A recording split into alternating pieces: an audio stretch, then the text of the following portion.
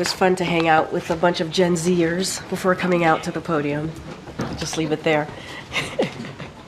How are you guys doing? Great. All right, good afternoon, everybody.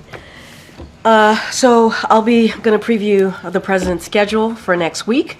And so that I think some of you are following some of this stuff, but just put it all in one. On Monday, the president will host a reception to commemorate Jewish American Heritage Month. The president, the vice president, and the second gentleman will celebrate the immeasurable impact of Jewish values, contributions, and culture in our country, while also honoring their resilience in the face of a long and painful history of persecution. On Tuesday, the president will travel to New Hampshire after he will travel to Boston, Massachusetts. I don't have additional details to share of these trips at this time, but please stay tuned. On Thursday, the president and the first lady will host President William Ruto and the First Lady Rachel Ruto of the Republic of Kenya for a state visit. The Vice President and second gentleman will also obviously join as well. The visit will strengthen our shared commitment to advance peace, security, expand our economic ties, and deepen democratic institutions.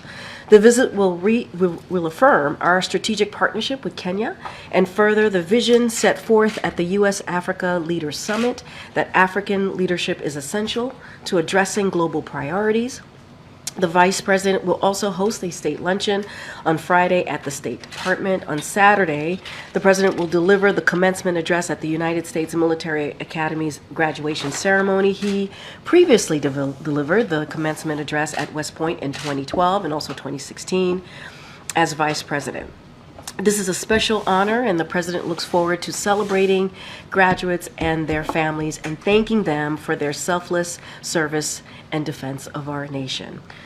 Today, we are also praying for 4 people who tragically lost their lives in Houston following the deadly storms that ripped through Texas yesterday. We are also thinking of those who were injured and the communities that were affected by this extreme weather.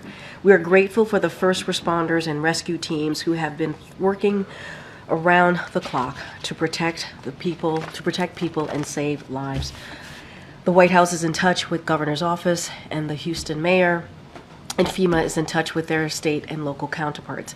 As always, we stand ready to provide federal assistance as needed. We continue to monitor the storm's path as it moves east, and more severe weather is likely across the Gulf Coast today. Residents in the affected area, as well as those in the path of the storm, should heed warnings from state and local officials.